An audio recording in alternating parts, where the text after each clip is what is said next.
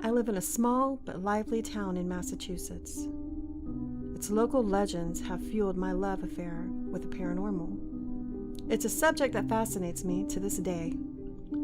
Coupled with insomnia, this passion led me to spend many a night at a nearby cemetery, hoping to catch a ghostly apparition while walking through to pass the time. These outings were unfruitful, void of all activity, supernatural or otherwise. My dream of stealing a glimpse at what comes after eventually subsided, but I continued to visit the graves. It was a place where I could collect my thoughts when sleep eluded me. One night, however, something changed. It was a dark spring evening. I was bored, couldn't sleep, and I felt the need to do something outdoors in the cool night air. As it so often did, the local graveyard called out to me. I obliged, unable to resist the allure of the calming nature.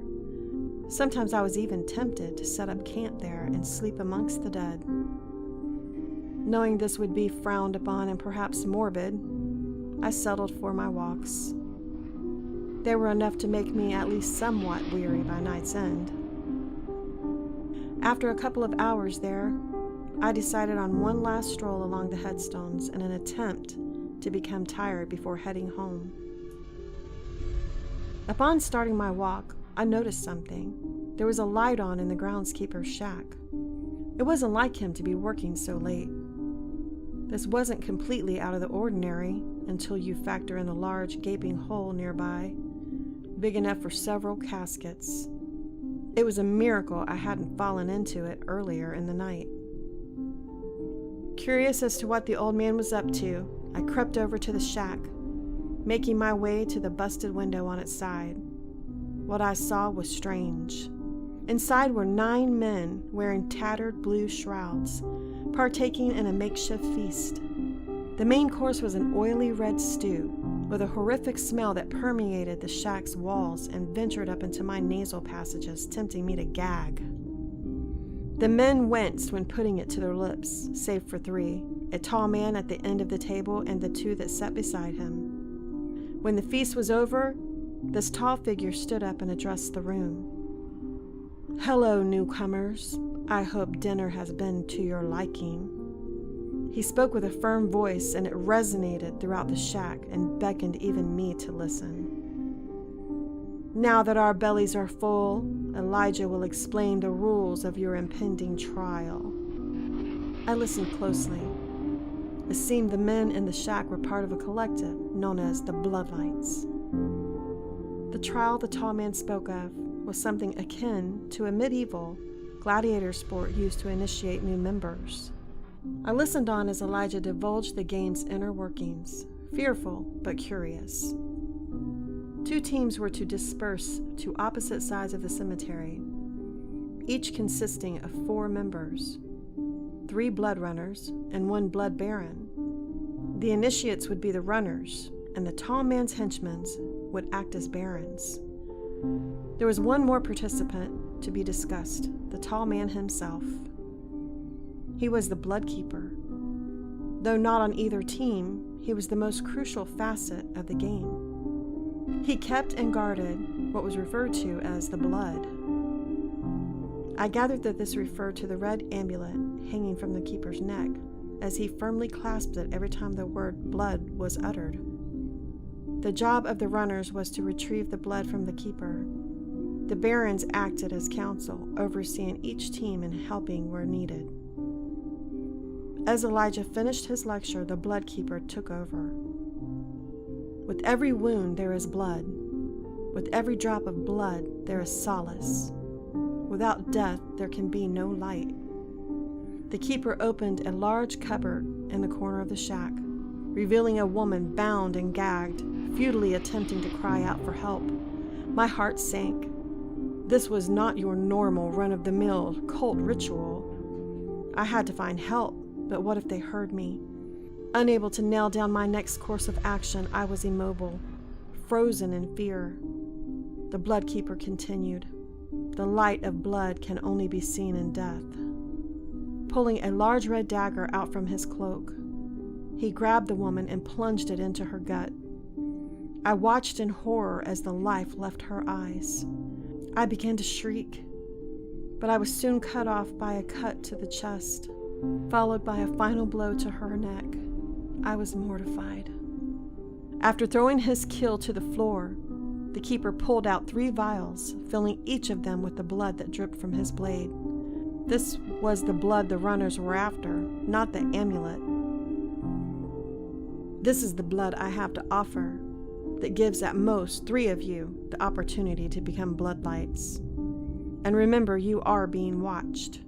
Those who fail to collect must be disposed of. The same goes for any outsider you encounter. Corpses are to be thrown in the pit. Dear God, I was truly in danger. That's what the nearby hole was for, the perfect hiding spot for a mass grave. You must stop at nothing to obtain one of these vials.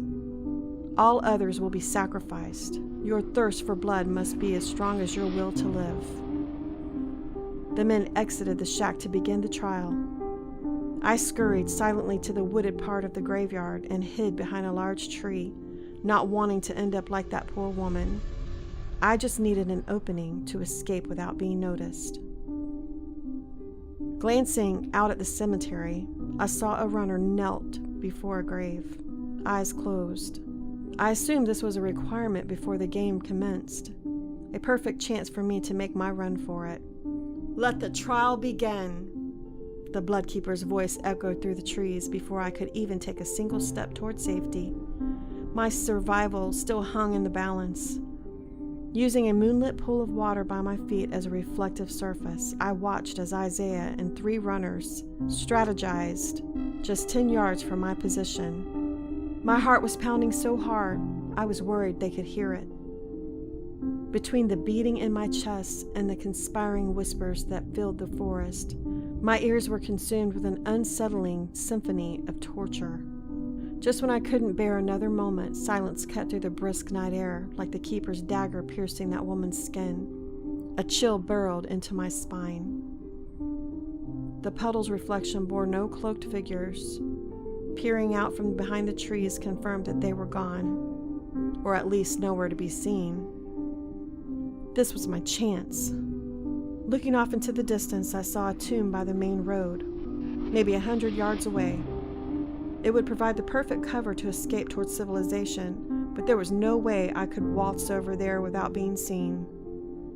The woods wrapped around the cemetery, so running from tree to tree would strengthen my odds of survival. I took a deep breath and braced myself.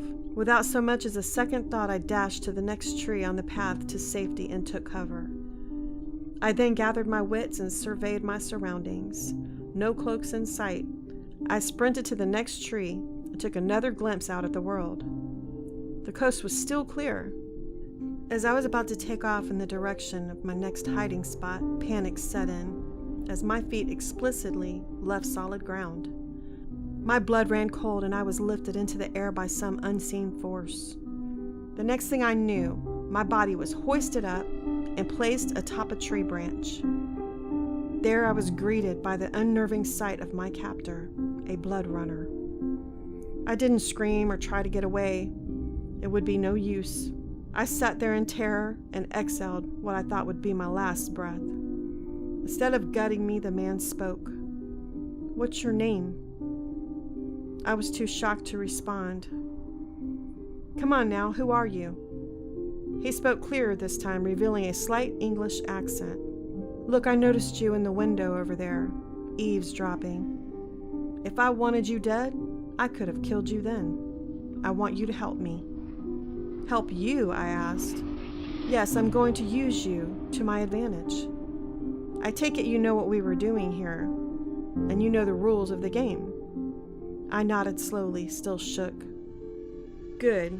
With you, I may be able to turn the tables and get the upper hand." I was frightened, but I calmed down enough to focus on the runner's plan. "See that tomb over there? That's where the Bloodkeeper is." My stomach turned. To think, this guy may have just saved my life. "I need you to go over to the tomb and open the door slowly. The Bloodkeeper will surely take a swing at you." Just as he's about to end your life, I will swoop in and end his." "But why?" I asked. "That's not part of the game."